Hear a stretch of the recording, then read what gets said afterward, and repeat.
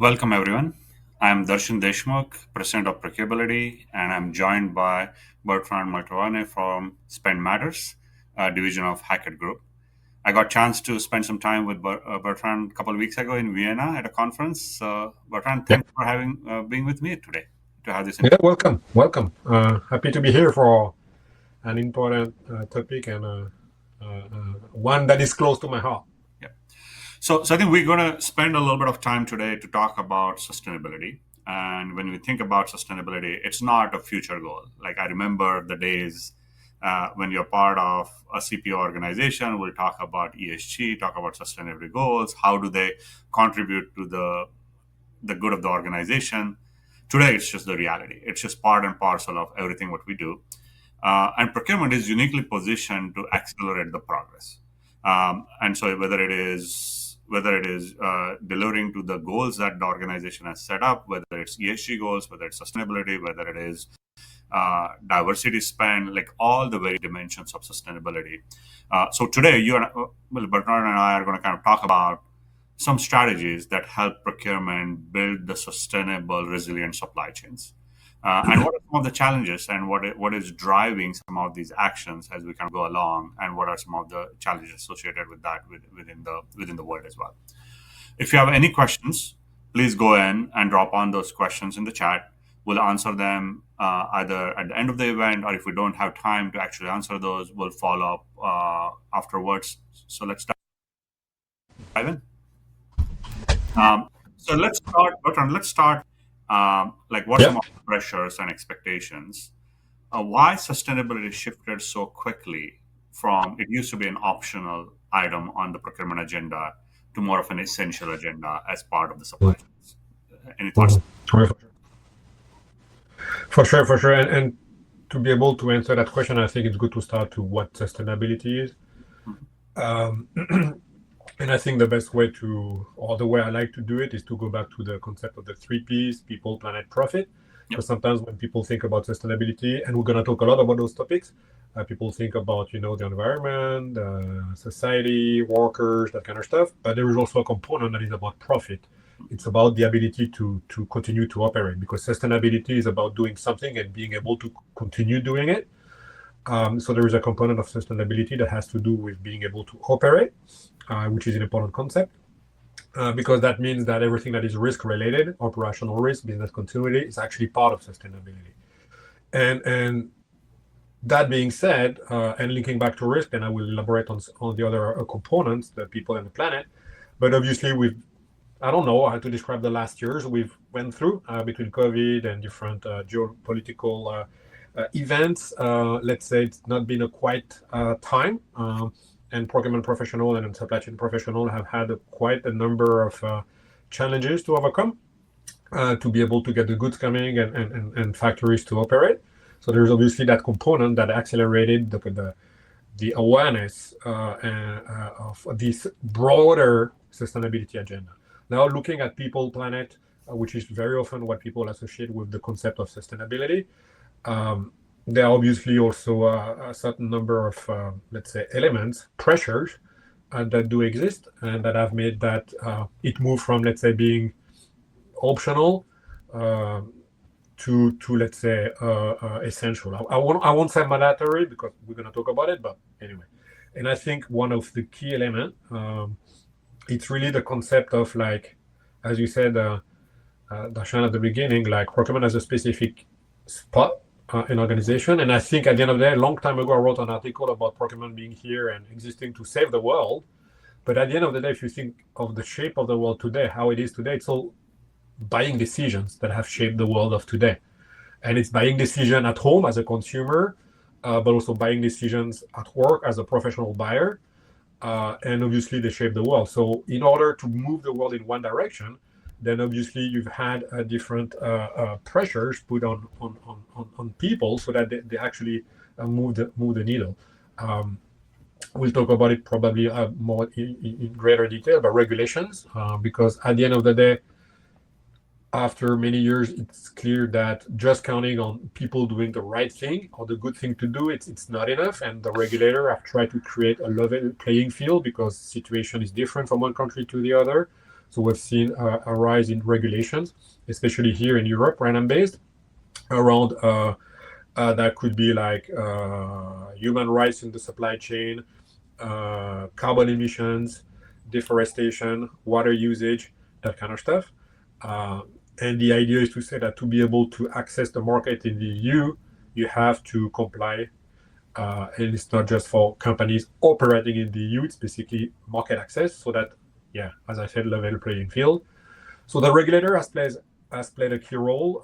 As I said earlier, buying decisions, so the stakeholders and the customer pressure have also created an additional pressure for organization to buy better and be more conscious about how they operate and what they buy and who they buy from.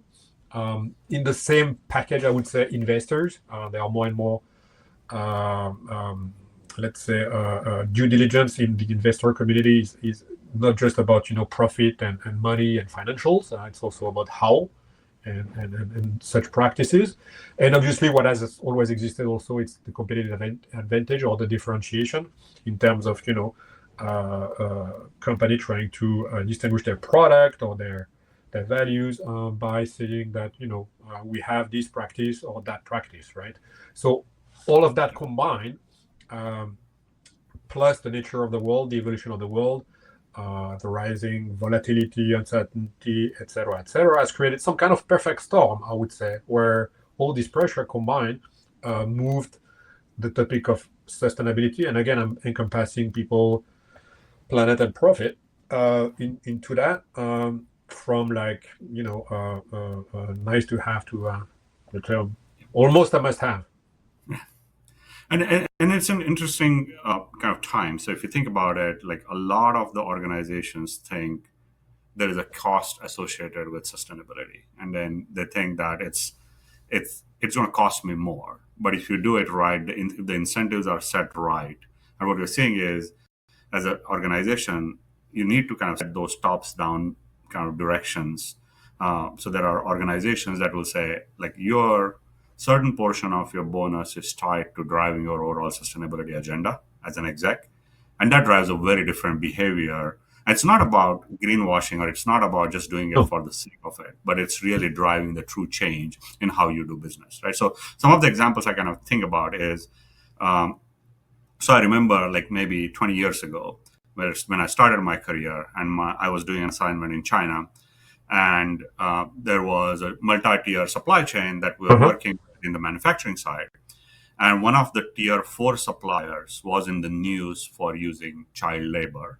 And we had a program that kind of did a bunch of like the surveys and making sure that like we are avoiding those types of scenarios.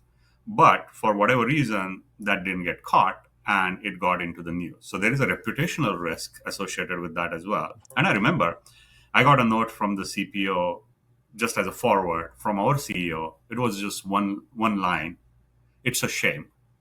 Like it was like just one sentence. And that's a very big motivation for a lot of organizations to make sure that you're doing the right thing. So it has a reputational risk around how do you build a sustainable business in the longer run as well, right? So that's number one. Number two, I feel a lot of times we think about sustainability only on the environmental side of the business, but it's also tied to multidimensional, what those multidimensions are, right? And then creating a holistic program around it is what is very critical when you're building, why you are building a sustainability program within your overall supply chain as well. Of course. So it's not just tied to scope 2, scope 3 emissions. Yes, that's important and that drives your overall agenda, but the actions that are driven by it is something that is very critical. And then the third thing is, I think why it's starting to become mainstream, I feel, is the data is becoming a lot more easier to access. It's a lot more easier to access. So there's a lot of data. So processing and synthesis has become a lot more challenging. I get that. But at the same time, it used to be very difficult to get the data. And now I think the data is available to be able to drive that agenda across the multi-dimensional supply chain in general. So I think the expectation is starting to kind of rise up as we kind of think about what is procurement is supposed to drive as a sustainability agenda as well. So before we dig into maybe the next conversation, maybe we can go to the audience and do a quick poll. Uh, if I may ask the team, so we'll put it in the chat. What is the biggest sustainability pressure that you are facing or your organization is facing right now? And let's give like 10 seconds. So if you can just type in your answers into the chat, and just want to kind of get a quick sense check from the audience as well. And one thing I would like to add, Darshan, while people are thinking about this mini survey, the example you gave is a good one with China and some labor practices, that kind of stuff. I mean, people in the US have heard probably of the UFLPA, which is a regulation for specific region of China, etc. But I would sometimes, and especially around labor and human rights, people think, it's like, yeah, it's for those countries in Asia or here or there, and it's. But actually, at the end of the day, what is scary is that it happens closer to home than you think. I've been following some stories in the automotive sector in the US. There were some articles in the press last year, beginning of this year, I believe, around that. And it came back more recently where they actually sent back some people to Korea, that kind of stuff around immigration. So what I mean by that is that some of these things, sometimes you think, yeah, it's going to be a risk or a challenge for specific regions, specific type of suppliers. Well, that's not always true. Example in the US in the automotive sector, farming is another one. And there are also a lot of examples in Europe, like in the UK with forced labor and that kind of stuff. So sometimes it's not about the tier 4 supplier based out of Asia. Sometimes it's closer to home. Sadly, I would say. Absolutely. So as we're looking at like some of the answers that we got from the audience, I think the first one is not a surprise: regulations. Like we're going through a lot of upheaval in what the political landscape looks like and what is expected, what is not expected. And sometimes it's a pendulum, right? So when you think about what we're going through on the US political landscape versus Europe political landscape, there is a bifurcation around how you want to kind of go after the overall agenda for ESG right now from a political landscape. And a lot of times it's politicized, right? But at the end of it, I think once you do like a long-term normalization of what the expectations would be, I don't think the expectations from the consumer, expectations from the investors, or expectations from the leadership is going to change significantly on what procurement is supposed to drive for ESG in general. Yeah, and to complement what you just said, in Europe, as I'm based out of Europe, and I'm looking at everything that's happening here, and obviously in the US. So in the US, you already talked about it, but in Europe, we've seen the change too. Like 2 or 3 years ago, Germany was the first country to put a law in place, the Lieferkettengesetz. For if you have audience in Germany, they will see what I'm talking about. But due diligence in the supply chain around, basically company having to make sure that their suppliers, but also the supplier of the supplier, et cetera, had good practices, if I can say that, in terms of human rights and that kind of stuff. And then it moved to Europe at the EU level, let's say, and then like especially because the tariff discussion, the changes in the US, etc. Now there is a bit of a rollback, but the principles are there. And at the end of the day, I would say, when was it acceptable? Did it become acceptable that you can buy a product that is made by forced labor? Actually, it should never have been acceptable. And the second element, so there is this, this greater good aspects, and the second aspect, you use the word greenwashing. If a lot of companies are doing greenwashing, it's because it's bringing something to pretend to be green. Better prices, higher prices, that kind of stuff. So there is value in actually having the good practices. We'll explore some more in our discussion, because it's not just about premium prices. The ROI is broader than that. Yeah. And we'll talk a little bit more about the greenwashing. I want to kind of use a couple of examples on the how side, like how companies kind of used to do it, and now I think how do we want to go beyond that. So maybe let's just transition into a little bit more of a how conversation.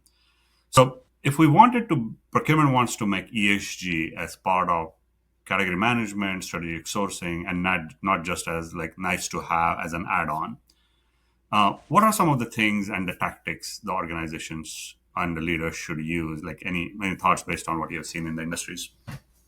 Yeah, so I think it's like it's like these things, everything related to sustainability. So again, people, planet, and profit. The data points that are related to those three P's, you should embed them at every decision point in the Mhm. procurement process from S to P, if I can say that. In terms of like finding suppliers, vetting suppliers, awarding to suppliers, that kind of stuff. So those elements should be here because, and this is where for procurement it makes things sometimes a bit more complex. It's one of the many trade-offs you have to have Yeah. in mind when making a decision. So making the decision to work or not work with or work or not work with a supplier should address those elements in terms of what are the labor practices over there. And obviously, it all depends on what they are, what industry, etc. But at the least, you should have that in mind um, in terms of supplier qualification process, supplier rating process, or whatever you want to call it. And at the end of the day, when you decide to actually award business to a supplier and define the contract, those elements should be there too. So it's no longer cheapest price. We talked for a long time for low cost. Then we had the concept of total cost of ownership, TCO, then the concept of total value of ownership that is broader. So those elements would be in there in terms of like, I don't know, carbon emissions, for example. I think we'll talk about it a bit more, but like if I'm having in front of me two award decisions, then I should take into account carbon emissions in the product, in the fulfillment, et cetera, so that at the end of the day, I make a choice with all cards in hand. And I'm not saying about being perfect. It's all about incremental improvement. Sometimes the journey is long, so the first step is super important. Yeah. And I think it comes down to all about the outcomes, right? A lot of times we get stuck into the activities that we need to do to hit Yeah, our objectives, which is important. But that's basically how do you get to the outcomes? And if we keep ourselves focused on the outcomes as an extended organization, I think it's going to drive the results. Right? So one of the examples I always kind of see is when you think about driving sustainability agenda, and if you think about it in myopic your own organization only, a lot of times you might take very suboptimal decisions, and a lot of times it comes back down to like a product design or yeah, collaboration with the suppliers to kind of build something that is sustainable in the longer run. And an organizations miss the boat because they're so focused on their own narrow agenda. You have to think about it as a multi-tier supply chain to be able to drive that value. That's one. Goes back to the incentives. The incentives need to be transparently shared with each other when you are building this type of chain.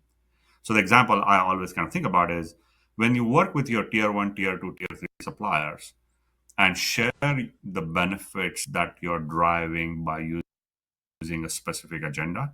And if you have a little bit of transact versus very transactional relationship, you will be able to drive an improvement in your overall sustainability agenda as well. But that can reduce your waste, that can reduce your overall cost to be kind of shared so that you can kind of figure it out. What is your piece of the pie building like overall sustainable for sure, supply chain from an for integrated sure, supply chain. for sure, I for think sure. the second piece I always kind of think about is how we get myopically focused on activities, right? And one example that comes to mind is supplier diversity, right? And when we talked about greenwashing, it's kind of a loosely word of greenwashing, but trying to channel all of your suppliers through four or five large diverse suppliers was used to be a pretty common practice to hit your goals for. That's what is not intent of the program. The program was to build and promote uh, diverse supply base that can produce and kind of build the overall ecosystem that is a lot more sustainable within the society, right? But I think what happened is it became such a big metric, like whatever four of, and it took a long time to develop a supplier. So you would start to channel the spend with the four or five registered suppliers, and then you end up having uh, almost like you're greenwashing the overall process to hit your numbers, right? You're not really driving the true results. So I think really understanding what you're trying to drive, coming up with what you're implying that objective, and being able to deliver against that is very critical when it comes Yeah. to making sure you're doing the right thing. Yeah. Yeah, and what you said is also important in terms of designing, the right KPIs and the right incentive, because every KPI can be, even with the best intention, sometimes the KPI design will create collateral damages, and Yep. that's super important to really think about what are we trying to achieve, the outcome, and not just the measure. Yeah. So I think when you think about transparency of information versus, I think it used to be procurement did a lot of policing of the activities. Like, are you doing audits? Are you doing what are you seeing any trends changes in how organizations are integrating that transparency in like the metrics in general? Like any examples there? Yeah, for sure, because a lot of stuff like related to sustainability, there's nothing much you can do as a buyer. Mhm. It's all of the supplier has to do something, and like let's talk about carbon emissions. Mhm. Uh, Scope 3. Scope 3, it's all about the carbon hidden in your supply chain. So there's nothing you can do. I mean, yeah, you can switch suppliers, etc., etc. But at the end of the day, what you want is to work, collaborate with suppliers to find ways for him to reduce emission, maybe using better energy sources, look at, scrap or waste in a process, which at the end of the day is good because there would be less emissions. And if we take the example of less waste or scrap, then probably that will have an impact on price, right? On cost. Yeah. So this is where both go hand in hand. It's a win-win. And at the end of the day, I think it's also important to understand that what you're going to be doing collaboratively with the supplier is going to benefit obviously you, but also all the customers, etc. So I think such topic are really, really good topics for moving the needle in terms of relationship, not just buyers asking for and a one-way street. It's really collaborative, because at the end of the day, it's the supplier who's going to have to switch energy sources or do this or do that. And at the end of the day, it's going to be also good for his business, because it's something that he's going to be able to market and grow, and you can grow with him. So what we've seen a lot here, it's a change in mindset. It's a bit extreme, but approach in terms of collaboration, where it seems more natural to be more open to discuss those topics because they're maybe not related to IP or something like that, and collaborate and be more open on both sides around, let's put it on the table, let's find ways to improve, and let's do it. Yeah. So and then I'm gonna switch to one of your favorite topics is on the digital side, which is, I know that's one of your passions. Um, as the industry is maturing on the tools and the technology and all the innovations that are going on, uh, what are some of the tools that is making ESG like measurable? Like, and I think what is critical is, are these tools helping us have the right type of dialogue with the CEOs and the boardrooms when you're communicating, like what sort of ROI sustainability is Uh-huh. Uh-huh. bringing to the table? Well, that's a good point. And the short answer would be, well, not all tools allow that, Mm. but Yeah. some of them do. Mhm. And going back to what you said around diversity before, I would say the best solution are the one that will allow you to understand. So, there is that famous quote that it is, you cannot manage what you cannot measure. So visibility is about thing, understanding where I am, my emissions, my supply base, or whatever you consider. But actually, the best is to do something from there. It's the insight and the action. So I would say the most mature tools, they will allow you to understand what you could be doing or what you should be doing. It could be guidance for reducing emissions. It could be some other suggestions. And I think the second element related to diversity, as you said earlier, are the tools that will allow you, and especially for the bond, to translate those improvements into, let's say, financial, the board language in terms of the financial impacts for you, for your organization, but also for the broader community. Like when you talk about diversity, you want diverse suppliers because, yeah, there are benefits usually with, innovation, branding, etc., etc. But at the end of the day, you want to nurture and make sure that the community around your company flourishes, because if society flourishes, people buy, etc., etc. And that's exactly what some tools do. They will help organization not only understand where they are, where they should be going, and how, but they also give the meat for the discussions with the board in terms of financials, and not just bottom line or top line, but also broader community. Yeah. And I think the way I see is like when you build these CEO dashboards that are not just about savings, it's the revenue enablement, how you're going to help drive the overall product agenda. I think that becomes very critical as part of extended supply chain dashboard. And I think if we do that effectively with all the data that is available now and being able to harness that data in a consumable format, I think it becomes a very interesting conversation across the executive team in general. Of course. So as we kind of coming to like some of the last couple of comments, I want to kind of think about as we wrap up, like what is one piece of advice that you would like our audience to leave with? Like maybe just one quick one. I would say it's going to be 1.5 or 2, let's say, because they are related. It's to not wait to start. And as I said earlier, it's not about being perfect, having no carbon emission, no, etc. It's about being better than before. So start and don't shoot for perfection, just improvement and continuous improvement. It's a journey.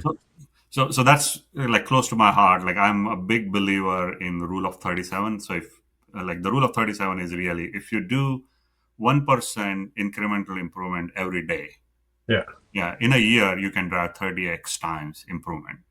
Versus if you do big bang approach, a lot of degradation happens in the change.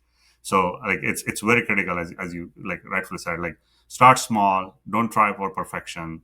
Try to strive for that 1% improvement every day, and that's going to do wonders when it comes to change in general. So that's an amazing advice. And I think I would say, like, if we think about, like, we started ESG and sustainability as a responsibility as a procurement organization, we can be a very strong catalyst in driving that agenda for the organization. Let's make sure that we gear ourselves for organizationally, people, process to be able to drive that value for the organization and become indispensable as part of the value delivery organization. So, Bernard, thank you very much for joining me and sharing your insights for today. And if you'd like to learn more, you can connect with us on LinkedIn. And you can also sign up to receive ProcureAbility insights. We do have one more event coming up Wednesday, November 19th at 11 a.m. Eastern Time, where our CEO, Conrad Snower, is joined by Omid Gamimi, President of PSCM Institute, where they will talk about procurement pivot, redefining success through performance outcomes. So they will focus more on how procurement is changing from a performance outcomes perspective, like the driving the value and success for the organization.